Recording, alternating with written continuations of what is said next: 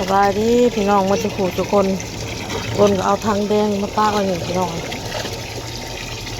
เป่งน้ำไว้หดพักหดหนึ่งได้พี่น้องได้น้ำพักกับพี่น้องประมาณอาทิตย์หนึ่งพี่น้องจะเห็นเขียวๆพี่น้องมึงแน่อ้นก็แน่เรามาเพิ่นโกงร้ายแล้วเพิ่นบอกไปเก็บมากินเนี่ยเด้อฮักมากินเนี่ยเด้อเพิ่นบอกมันบ่อยากให้มันนั่นหกเพิ่นเอาแล้วก็กับอันน้ำไม้กินซุ่งนี่ครับแนงมันปรุงตลอดจะเฮ็ดลูกให้เด็ดเปียกเลยเฮ็ดลูกบ่เฮ็ดอันนี้ก็ต้นหมากพิล่าพี่น้องเราเต้ตะกี้ปลูก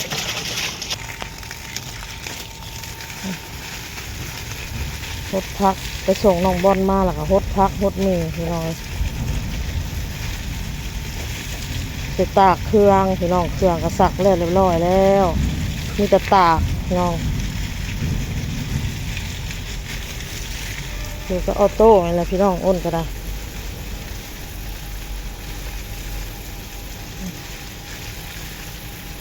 มือนี่ลมพี่น้องมันบ่มืดบ่ครึ้มย่างแดดจ้ะแดดจางแดดหักลมแดดมันหักบ่ฮ้อนนะเพราะมันลมเลยพี่น้องอะไรอีกประมาณอาทิตย์หนึ่งพอละFCจะได้เห็นเลยพี่น้องเด้อเห็นพักเฮาเคี้ยวขึ้นพี่น้องยังน้ำพักตัวนั่นพี่น้องมานี่ค่ะหดพักตัวนี้แล้วก็จะไปเห็ดนานพักเลยพี่น้องเด้อน้ำพักแล้วเรียบร้อยแล้วก็เอาเครื่องออกมาตากแบบย้ำออกลูกย้ำออกคนเอาขี้ถ่านมาใส่เลยพี่น้องเด้อเคี้ยวแล้วบัดนี้ขี้ถ่านเนี่ยมันมีวิตามินมาเลยนะรู้สึกว่าเอามาใส่รู้สึกว่าเคี้ยวพี่น้อง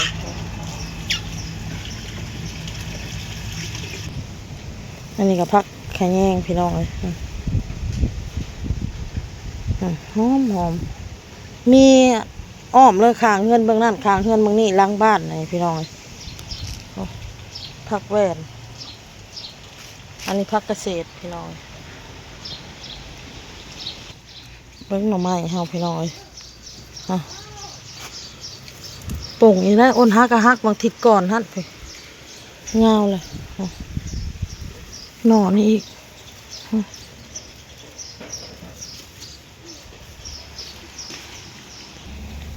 ก้อนนี่กระป่งอยู่พี่น้องไอ้ก้อนนี่อ้นลกหญ้าออกจากนั่นแหละพี่น้องอ้นเอามาปกบ้างเอาโต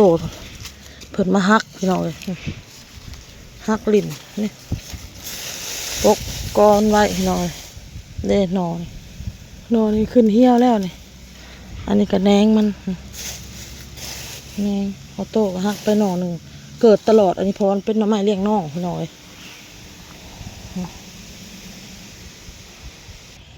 เมืองพี่น้องก็ม่วงเบาเต้เพิ่นปลูกเพิ่นอามาแต่สวรรค์พุ่นแหละหญ้าเพิ่นเป็นคนนั่นกล้าบ่เรื่องได้เพิ่นว่าอีแม่เอาให้ว่ะ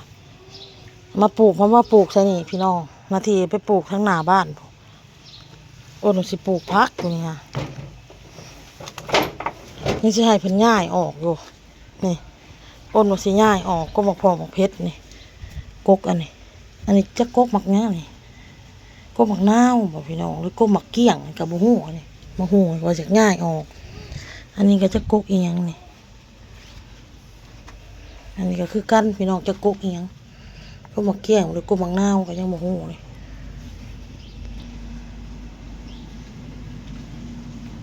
อันนี้ก็จะเป็นกกเอียงนี่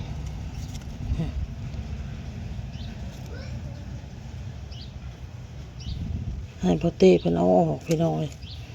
เอาไปก้าเสทั้งแบบนี้ไว้นะมันใหญ่แล้วจึงเอาลงดินอันนี้น่าจะกกอันยังก็วอคาโดว่ะพี่น้องต้นอันนี้ต้นวอคาโดนี่ก็บักมี่นังนี่ตรงนี้ก็หมกเพชรหมกพายเฮาเนี่ยเลยลูกออกพี่น้อง